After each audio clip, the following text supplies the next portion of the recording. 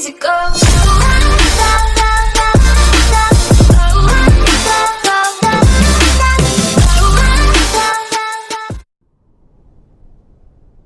Does the color of the sky mean anything special to you? It does to me. A hell of a lot. When I close my eyes, the sky in my dreams is a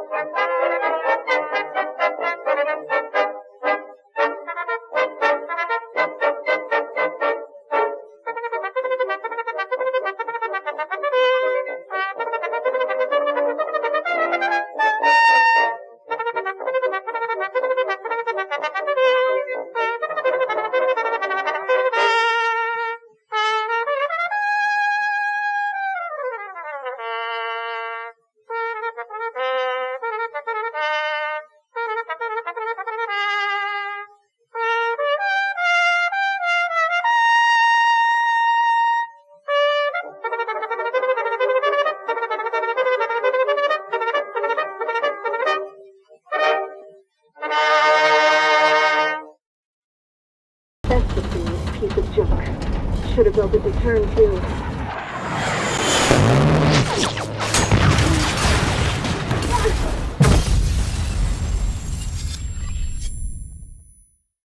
As of 1 p.m. today, the Kingdom of Erusia has declared war on the Osean Federation. As soon as the news broke out, enemy aircraft began bombing Osean territory, causing widespread destruction. The Air Defense Force has released a statement saying this violent attack was carried out by drones. They speculate the drones were secretly transported to Osea in shipping containers and launched remotely. The Secretary of the Navy has stated that the enemy was targeting naval ports across the country. According to the Secretary, all of the nation's aircraft carriers, including one still under construction, sustained severe damage in the attacks.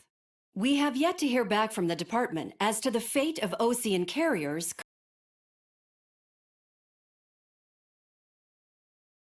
currently at sea. Hold on, I've just received breaking news. The International Space Elevator, which is being built in southern Usea, has been seized by the Erusian army. Reports say former President Harling was touring the site at the time, but his current whereabouts are unknown. Our sources in government tell us it was Harling's policies regarding the space elevator that caused economic frictions in the area, and which ultimately led to this war. Located near Erusia, on the continent of Usea, the space elevator has been under construction for some time now. The Executive Office of the Osean Federation has declared a national state of emergency. They have ordered all its armed forces, including Usian peacekeepers, to mobilize and make the necessary preparations to launch an immediate counterattack. Ladies and gentlemen, our country is officially at war. Stay tuned for further updates. Breaking news from ENN.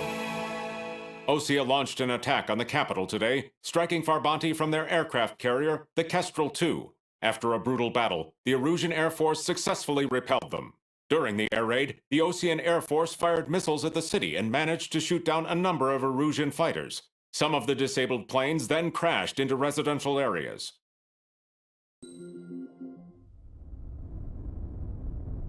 The world was screwed. 20 years ago, the Earth got slammed by an asteroid. Usea was on the wrong side of the planet and got hit. Hard. Refugees swarmed the Erusian Republic, the biggest country on the continent, plunging it into chaos. They were desperate and started a war, one they had no hope of winning. That's the war my dad fought and died in. The biggest nations from 2 continents went head-to-head, and the so-called righteous Oseans struck the deal that ended it. They fancied themselves the only nation that could bring peace and stability to the world. They even tried saving the Usians, still suffering from the disaster. That's how a space elevator, stretching way up into the sky, ended up being built in Usea, paid for by the Oseans. President Harling said he did it out of compassion for his fellow humans. But to the folks in Erusia, it looked like Osea was moving in to take over. Erusia went from being a republic back to being a kingdom. When they started this new war, they managed to get the drop on everyone. The second the declaration hit the news, Erusian forces took control of the space elevator without spilling a single drop of blood. President Harling was touring the elevator when it happened and disappeared. Then, while that was going on, the Erusian ships that were docked all around Osea released a swarm of drone fighters they had hidden on board in containers. No one thought they were capable of doing what they did that day. With pinpoint accuracy, they managed to take out everything that was military, and not a single civilian was hurt in the process. Osea pissed lots of people off with their huge military presence around the world. Erusia didn't have the same reach, but they could hit their targets faster and cleaner. And when all this was going down, I just so happened to be in my flying drag racer.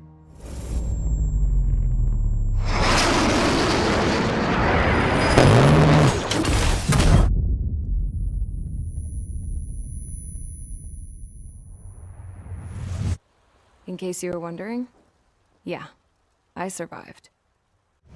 I crashed in a bombed-out Osean Air Force base, then got arrested for breaking wartime aviation laws or some crap. The world went from being at peace to being at war, all in the blink of an eye. I am Princess Rosa Cassette Delise of the Kingdom of Erusia. Today, Osean airstrikes have shattered the lives of countless Erusians. Their attacks practically leveled the school I went to. It is heartbreaking.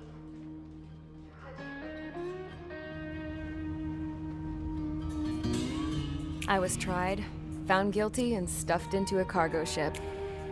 For company, I had some court-martialed soldiers. And remember those mothballed planes I told you about before?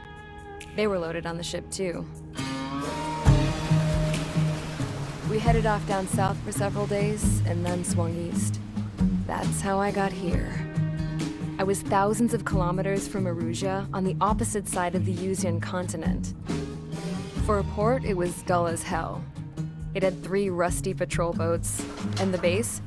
The fences were topped with razor wire, the tower had a searchlight and machine guns, and a truck with a gun turret was parked in front of the gate. Its gun was aimed at the yard. This was a prison. This place looked like a full-on base, but half the tanker trucks were just big balloons, and the runways weren't even paved, just painted on the dirt. The whole place was just one big fat lie. The only reason I was here is because they knew I'd restored a supersonic plane. They wanted me to make something out of the mothballed planes they brought, that they could park on the fake runway. Can you believe that shit? So, I tried to escape. They found out, and set the dogs on me.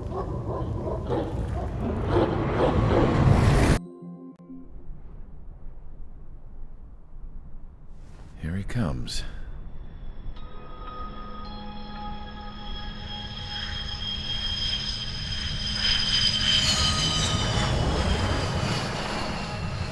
Mihai's looking worse.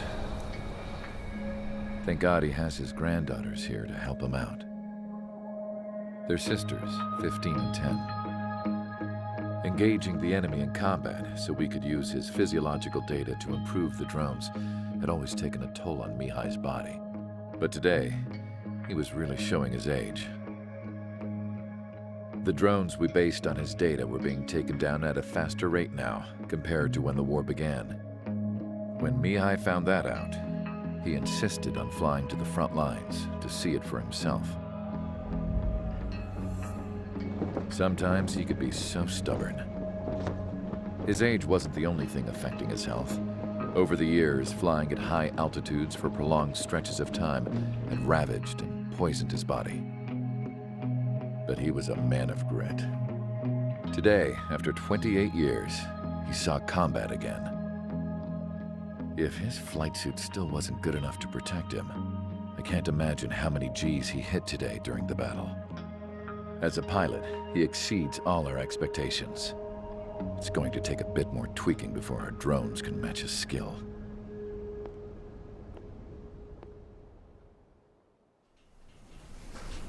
How penal is this penal unit, you ask? This place is a shithole. If you took the stink of all the corruption in the world, then corralled it all in one place, that would give you a pretty good idea of what the air smells like around here. We got all kinds of critters, too. Everything from flea-ridden guards, rabid dogs, and a mechanic doing the stretch for life. I can't forget the rats. Yeah, we got those.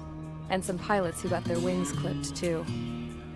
One's a great pilot, but a lousy thief. One's a gambler with no luck. And one's an anarchist with no balls.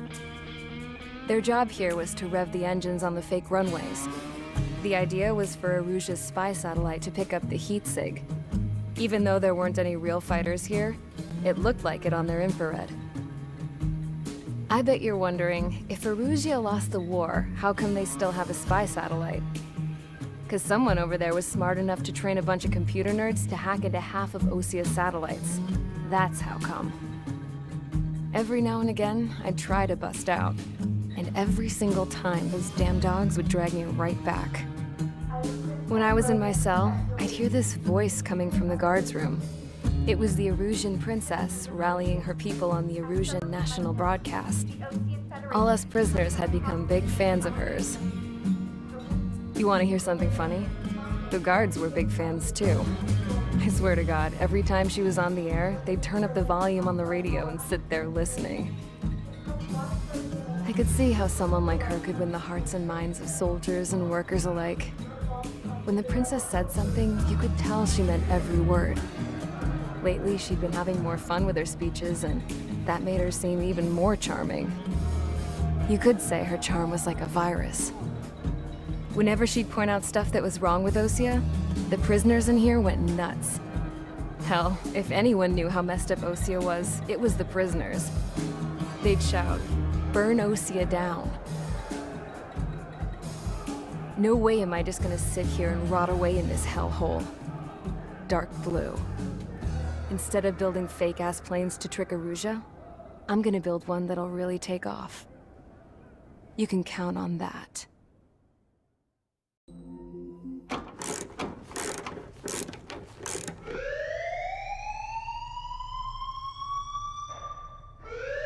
Bad news for us here at the prison. The enemy fell for our decoy base. With all the fake planes and trucks we had out, it must have looked to them like the Osean Air Force was about to go on the attack. Day after day after day after day, they bombed us. Osea didn't give a damn. We weren't soldiers to them, so go ahead. Bomb us. In their eyes, we were expendable. Worth less than the fake planes in the bunkers. No biggie. While I made fake planes, they had me put together some working ones. Then, some genius at HQ decided we should send it up, so the base looked legit. Thankfully, we had people to crew them. It didn't matter what we were locked up here for anymore. Top brass needed pilots, and criminals were all they had. A crook, a gambler, an anarchist. Just your typical lowlifes. They threw each one of them in a cockpit and sent them up to intercept the enemy's planes. But in the end, it was all just for show. So, up they went, day after day after day. Today they tossed someone new into the mix. Wonder what he did to get sent here. My dad died flying for the Osean Air Force. When your allies are surrounded, one of the most dangerous missions is giving them cover to retreat. Whoever signed up for that was a real hero. But even more dangerous than that was being the one who had to cover the rear guard's retreat. That was my dad's job, and one time, he called it off. Said it was too late for him. Said anyone else would have done the same. I found that out from a war buddy of his when he came to tell me how my dad died. The next time a retreat happened, my dad volunteered to be in the rear guard. Dumbass.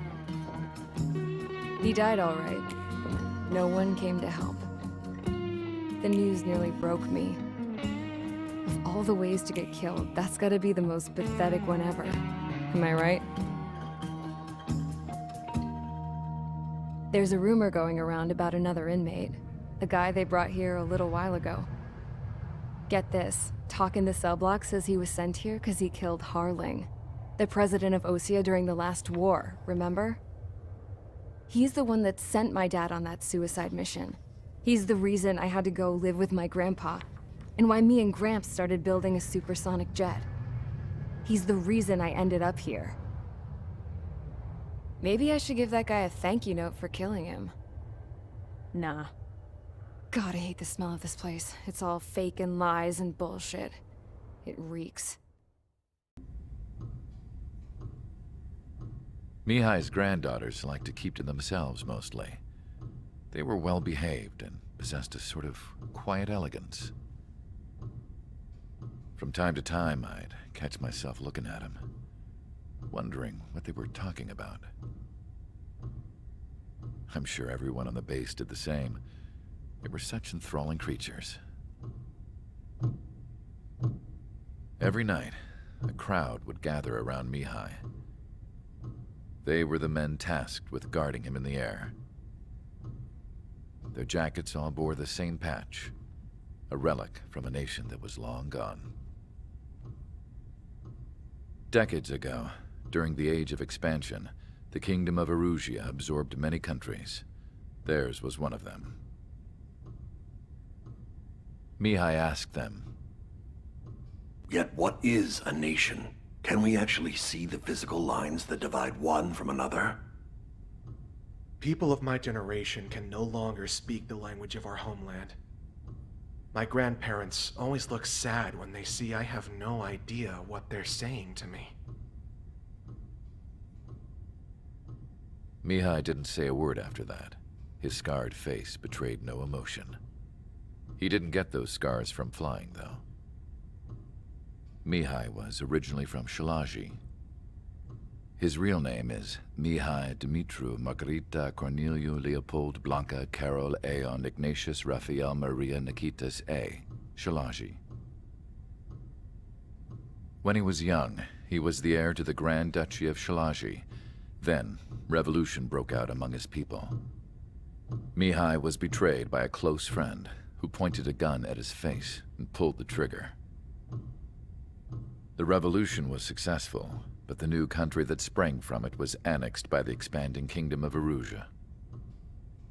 The Erusian royal family allowed Mihai's family to retain their title and noble standing in the new kingdom.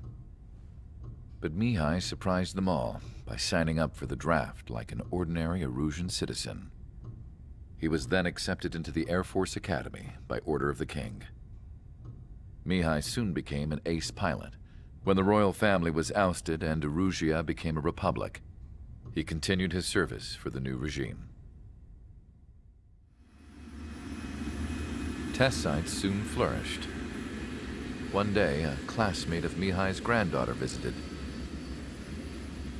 I noticed the rose emblem.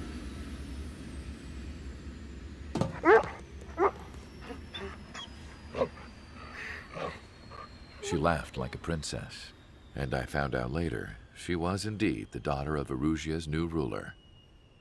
She was the connection to the royal bloodline everyone was looking for, the one to restore the monarchy. This new princess was truly a godsend for the Erusian people. If Mihai's granddaughters were like the moon, she was like the sun, around which everything seemed to orbit. Her face was so expressive. It's no wonder the people of this war-torn country instantly felt at ease when they saw her speeches.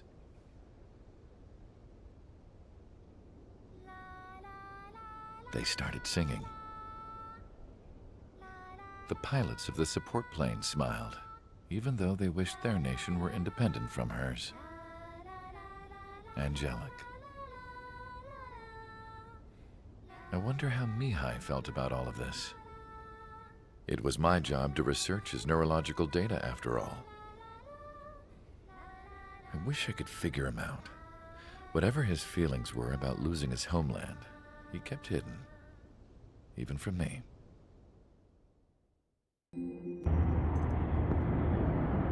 I had a chance to talk to one of the pilots that escaped back here, so I took it. Apparently, 2 of our planes took the enemy on alone.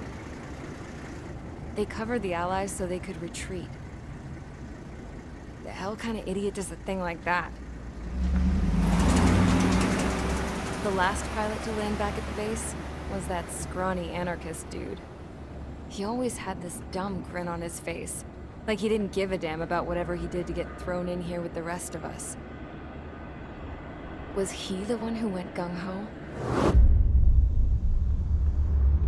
I bought him a drink later. After the usual small talk, I turned the topic around to the mission. For an anarchist, he struck me as a bit weird. Nothing like what I expected. He talked a mile a minute and kept going on and on about library books. Not encyclopedias, those cheesy adventure novels you read in high school. Nothing against those. I like a good story myself once in a while. But I wasn't here to talk books. I remember that day well. Amidst the swirling clouds, the fighter squadron was trying to help its allies reach safety. He's pretty foolish, isn't he? I thought so too. Suddenly, a highly skilled enemy fighter squadron appeared and began picking them off at the edges. One by one, they fell right out of the sky. Although, I guess there was nobody around that was even more foolish to go to their aid then. So you simply watch things unfold from a distance. Yeah. I mean, who would have ever thought that I'd just go and follow him straight into the enemy squadron like that? After what felt like decades, I finally got to the info I was looking for. He wasn't the guy. He said he was just following his wingman's lead and managed not to die somehow. The hero on this mission was the new guy. The one that killed Harling. How did you feel? I'm still kind of shaken up, actually. But you know, I do feel a certain sense of pride, too. He really is foolish, isn't he? Yep, he sure is.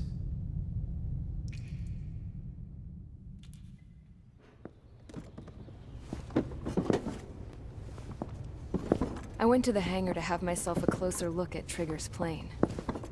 I knew that burnt smell. That's what happens when an engine's been driven to its limit. This pilot was a hot dog.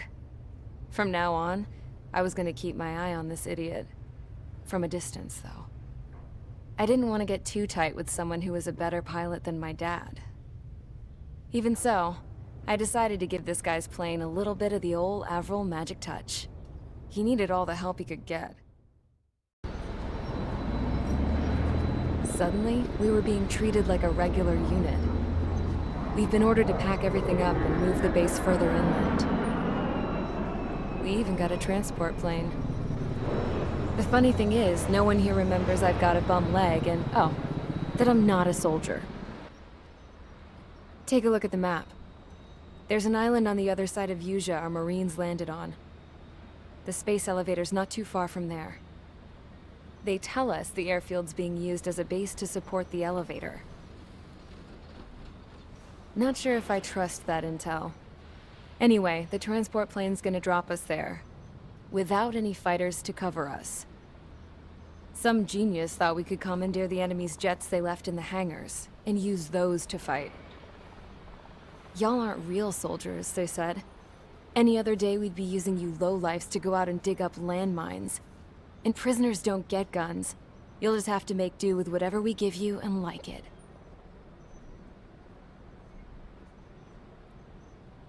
A phone. They don't let us prisoners near them. But with all the hustle and bustle of moving the base, they forgot to lock this one up. Looks like an antique. I lost my right for a phone call ever since I was arrested and locked up. It's trippy to think that I can just hook it up, dial a number, and talk to someone from my own country. Planning escapes ain't all I'm good at. I'm plenty good at remembering phone numbers, too. A little while later, I headed over to HQ. You must know. We did get a call direct from command. That pipe, what exactly are you doing with it? My grandfather had a lot of friends in the Air Force from his time as a lieutenant. My point? Well, you're going to set out in your own special aircraft. Then you'll send everybody else off in the wrong direction while you head somewhere else. All right, fine. But just you and you alone. You're the only one allowed on board. Besides, there's only one seat left. I said cool. That's exactly what I wanted to hear. I was born downtown, in our capital. When I recall my homeland, my thoughts are filled with the sights and sounds of the city. But home means something different to each and every one of us. Therefore, I've decided to visit every place where our citizens call home. The Kingdom of Erusia is a land of diversity. Each region has its own unique and special culture.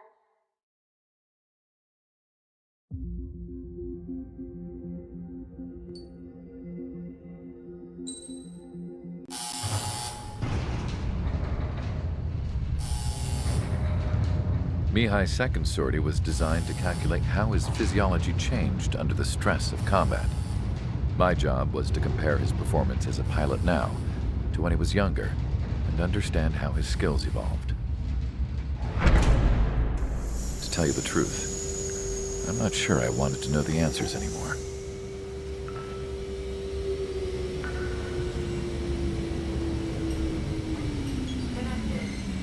For a man his age, Mihai's body was unbelievably resilient, remarkably flexible. His reflexes were as sharp as they ever were. Still, after all those years of flying in the outer layers of the atmosphere, even someone as strong as Mihai wasn't immune to the effects of the strain. The human body is fragile. It was not meant to handle the excessive amounts of radiation that constantly bombarded the stratosphere. For Mihai's second sortie, we used a flight suit that was still untested. He seemed fine on takeoff, but by the time he landed back at the base, it was clearly a mess. He got caught in a surprise dogfight with an especially stubborn enemy. It took a while for Mihai to bring him down. Suspend mission. The suit was ineffective. According to the data, it wouldn't let him fly to his full potential. A new flight suit was made to my exact specifications.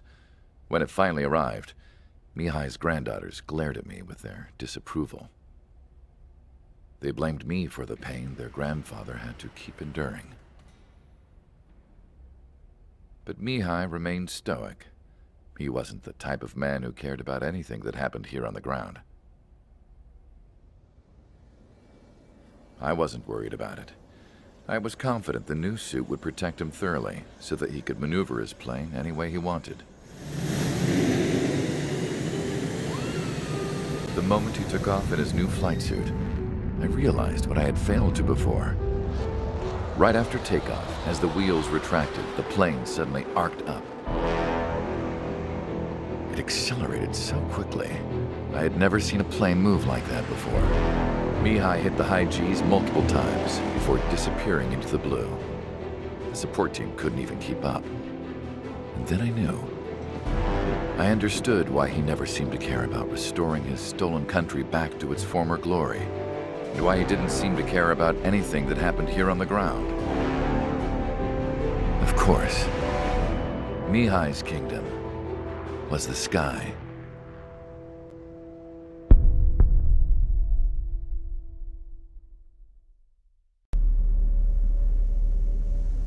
As far as the chaos we find ourselves in these days, it's difficult to say which side pulled the trigger first. Erusia deployed an automatic intercept system with drones. Osea implemented long-range attacks to bypass them. So Erusia decided to sabotage Osea's communications and navigation technology. Erusia couldn't launch a satellite themselves, but they were still able to hack the software of the Osean transmission and navigation systems. Before Osea even noticed, half of their satellites were hijacked. That's when things got ugly. In an attempt to knock out each other's capabilities, both forces launched fighters loaded with anti-satellite missiles at the same time. Only military satellites were targeted. However, their destruction created a debris field in orbit, which wiped out scores of other satellites, both private and government-owned. What kept the world relatively sane up to that point had been free-flowing data and information. But now, those were gone. All that remained was chaos and confusion. Government and civilian broadcasts and transmissions were cut off. The flow of information had ceased. Forces on both sides of the conflict now found themselves unable to communicate with their superiors. Many of the smaller countries annexed by Erusia and yearning for their independence seized the opportunity and started their own uprisings. As for why some of Osea's military decided to break off from the main force and continue on their own, I have no idea. Perhaps there was some sort of dispute over the chain of command. The continent that had once seen wars that were only fought between Osea and Erusia was now full of numerous conflicts between rival leaders vying for power. Insurgencies were everywhere. I even heard a rumor that a group of Osean convicts had rebelled. Rumors. It never ceased to amaze me that even at a crazy time like this, something as trivial as a rumor could find its way here. Communications from corporate were cut off.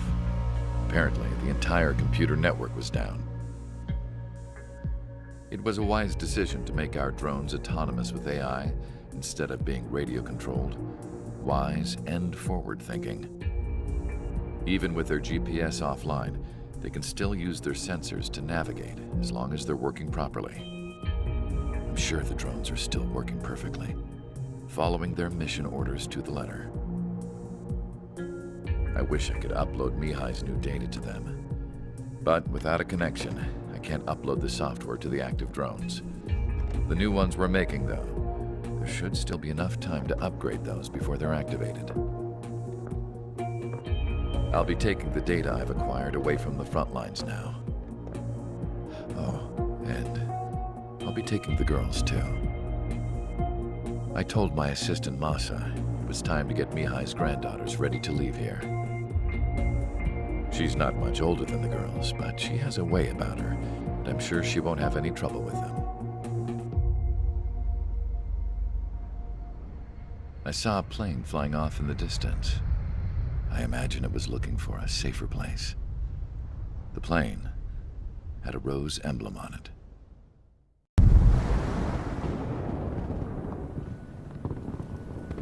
The island we went to was supposed to have been secured by the ground forces. They hadn't gotten a handle on things by the time we got there, so now we were stuck in the middle of a half-assed campaign.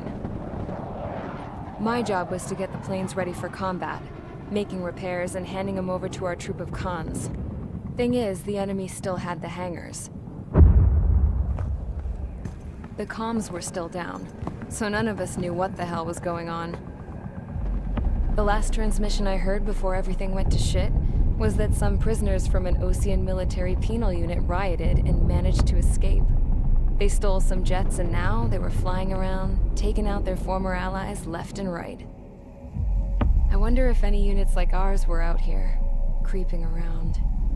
Hearing the Osean jets firing at each other overhead chipped away at morale. Since the radio was out, it was quiet. I liked it better that way. All I heard was the gunfire. Here we were, walking around carrying rifles. We were pilots, damn it. Friendly fire will probably kill us. You know things are desperate when the guards that used to lock us into solitary are now telling us it's better we all stick together. I guess they think our odds of surviving this war are better that way. After walking for miles across the battlefield, we came across the wreckage of a plane. Passenger, not military. I knew that rose. It was an Erusian liaison plane. The guards' dogs smelled something and took off. They led us to a cliff. And the bodies. Today, I lost everything. When Osea attacked our capital, my father, a man who was never really suited to being the king, was killed. I was to be flown out of the war zone to safety, but the plane was shot down by rebels. The entire crew was killed in the crash. Soldiers appeared and one shot at me. My dog went after him and shot him to pieces. He was my best friend. After all those speeches I gave about working together for peace, I thought everyone felt the same as I did.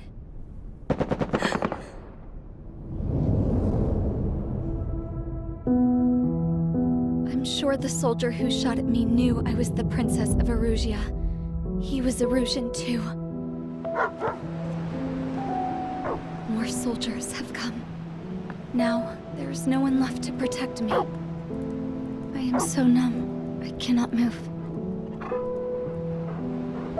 I watch as one of their dogs approaches. It sniffs mournfully at my dead friend. I wonder if it grieves for him as much as I do. I can barely think. I feel weaker by the minute. I don't know who these soldiers are with, but I managed to take a sip of the water they gave me. How long have you been here? Somehow, I muster the courage to answer the woman's question.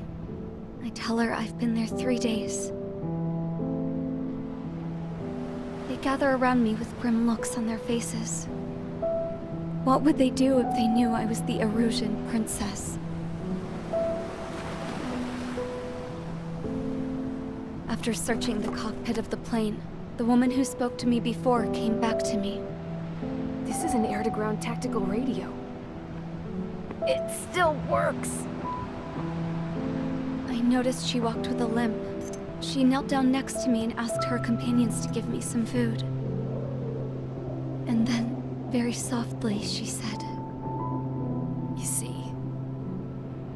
I used to listen to your broadcasts, Your Royal Highness. Just what did you see here?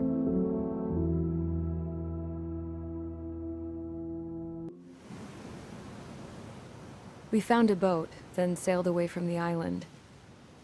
We had to. We didn't belong there. The new guy's name was George. I noticed when the anarchist said his name, he said it with a thick Belkan accent. How did you know that he was from Belka? Well, both my parents were from Belka, so... You never told me that. They say that Belkans are known for their conspiracies. That's just a stereotype. Now, I simply stated my honest opinion and was thrown in jail for it.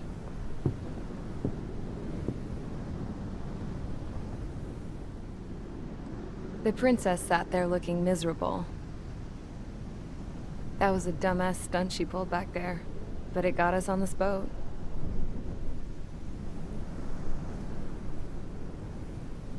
Take a look at that.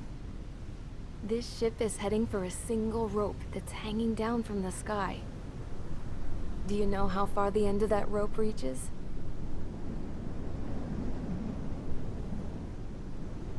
Outer space. No. It is a direct connection to the very potential of mankind itself. Or at least it was until war erupted.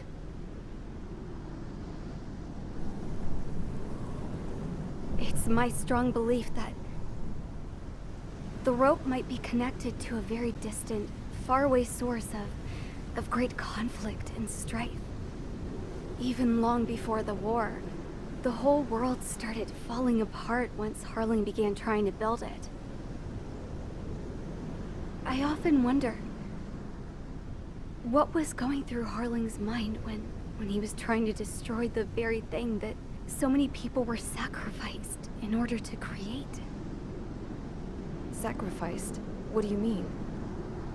Have you seen all of those countless old space shuttles on Tyler Island that are no longer in use? Yeah. I always thought of them as a good source of scrap. They're an obsolete technology that was abandoned during the construction of the space elevator. Which would mean that if the space elevator was destroyed, it would be that much harder for mankind to reach the stars. Until we find another way. But even then, Harling still went ahead and tried to destroy it. At the cost of his own life. That's not the way I heard it.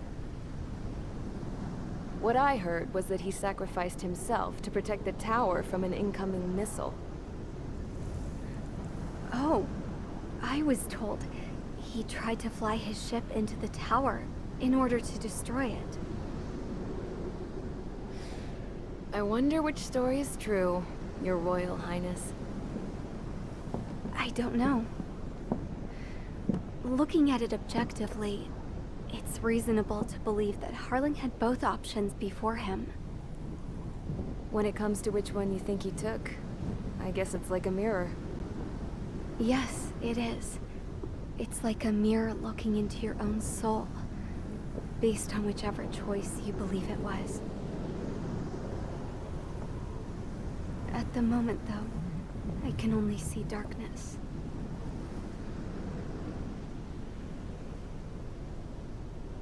I think that thing should be destroyed.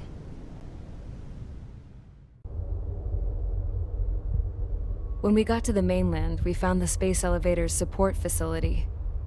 I guess this was the factory where they built the gigantic structure the elevator traveled in. There was this little girl sitting in front of a mural. When the princess saw her, she shuddered like she'd seen a ghost. The girl had a stuffed animal. This was the day after the shit went down at Tyler Island.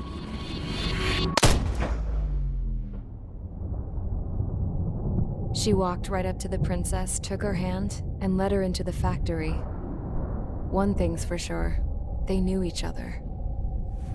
The factory'd been converted to a production line for Erusian drones. It was fully automated and chugging along, making drone after drone after drone. Once they got inside, the princess stopped and just stood there.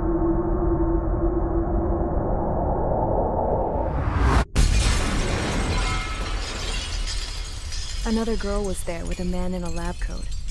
He was trying to use his keyboard, but she wouldn't let him. She took a data chip and threw it on the ground. Then she walked over to us and took the gun from the prison guard's holster. She pulled the trigger and destroyed the chip.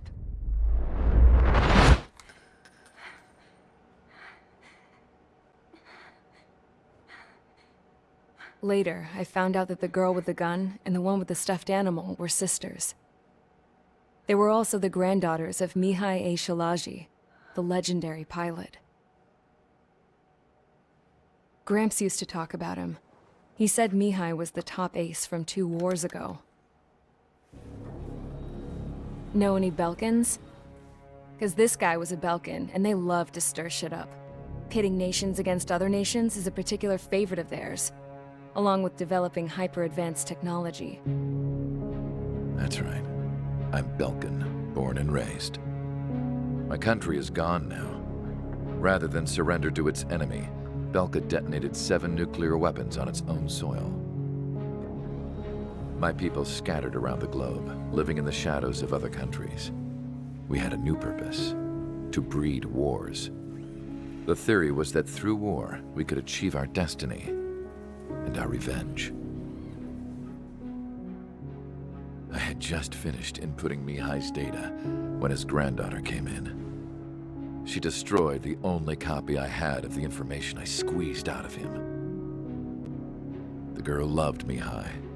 No one knew more than her just how hard I pushed her grandfather for that data, how much I made him sacrifice in the process. I promised his granddaughters that his efforts were not in vain, that it could end this terrible war. But in the end, it only caused more chaos and despair. We were responsible for all this damage, all this tragedy. Now, we were going to pay for it. The Erusians, once our allies, would see to that. I had lost the drive to continue my work, even before I noticed Mihai's granddaughters eyeing me with suspicion that one day. I should have stopped then, for all our sakes. Mihai's granddaughter tossed the gun aside. She said if she resorted to killing, she'd just end up like the rest of us. And by us, she meant everyone, including the princess. Like me, the princess was afraid to look into the girl's eyes. She knew that by encouraging her people, she kept the war going. Mihai and his granddaughter were victims of it, and now, they too were paying the price. Is this for Belka? Or for Erusea? My grandfather had only one wish: to continue soaring through the endless skies. That was the only place where he felt alive. But I don't even have a country to call home, let alone the sky. The Black Forest, the lake, they are no longer mine. Even though those lands were once cherished by my late mother. We have to learn to put that sense of nostalgia behind us and behave like mature adults. My homeland. She's right. It feels so far away now. The woman with the rifle approached me. She was focused on more pressing issues. I checked the computer. All of the data on the legendary Ace had already been installed. No, I pulled it before it was completed. However, there are 2 aircraft that are already scheduled to be manufactured based on that data. We must destroy the factory. This isn't the only one.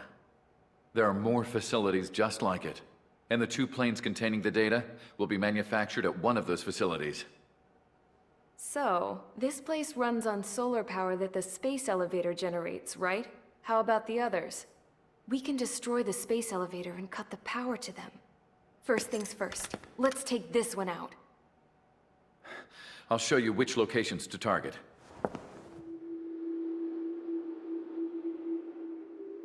I stood there, thinking about that mural by the factory's entrance. Harling commissioned it to be painted. I realized that in the background, behind the dancing figures, the artist had painted several space elevators. I understand now. The space elevator wasn't designed to exploit Erusia after all.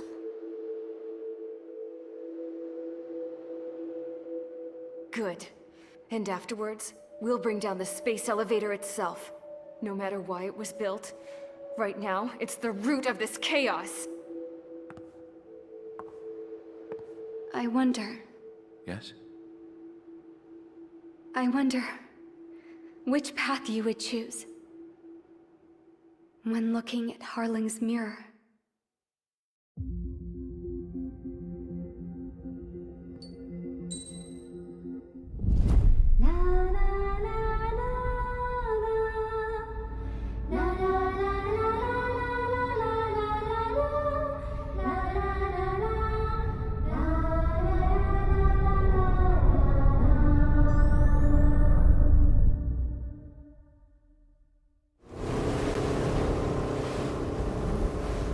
Hell, I can't just snap my fingers and make a plane.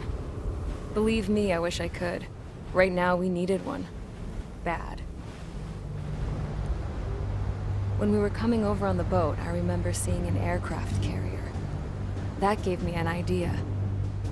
The Admiral Anderson. The name of an old sailor. When the first drone started attacking, the ship wasn't ready for battle yet. It was still in the dock, getting all rigged up. So they rushed to get her ready. I know about Anderson. In the previous Osean War, he was the commander of a ship that sent out the last fleet of jets. They say the deck was sloping so bad as it sank, the last plane barely made it off. Those fighters ended the war. That story gives me a little bit of hope, especially at a time like this. We're all in the same boat, like it or not. If this war keeps going on like it is, it'll be the end of everything. The military loaded this thing to the rafters with planes. Some were fighters that were going to be delivered to bases in occupied territory. It was hit before it could complete the mission. Jackpot. The hangars were loaded with goodies. This Scrap Queen's got work to do.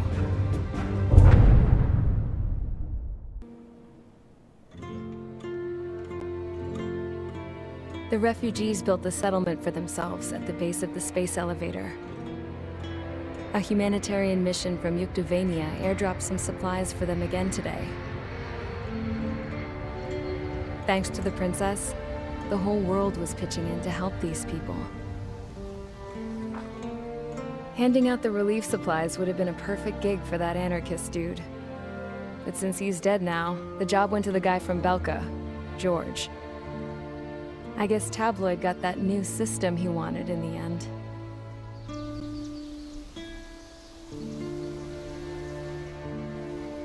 Mihai's granddaughters are helping out too. Mihai. That cranky old geezer's here with us too.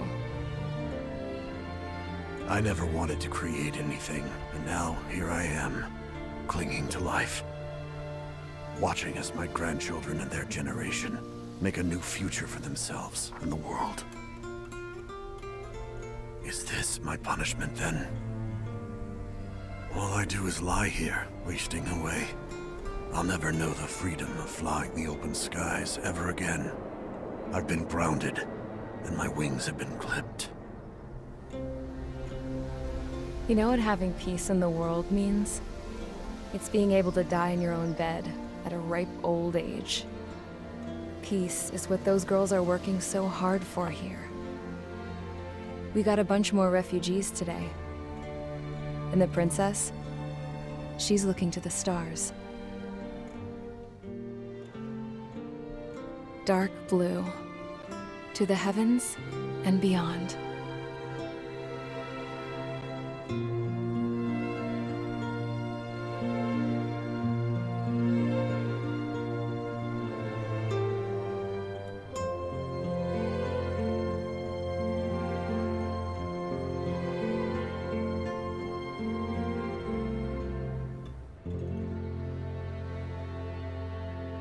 Can you hear me?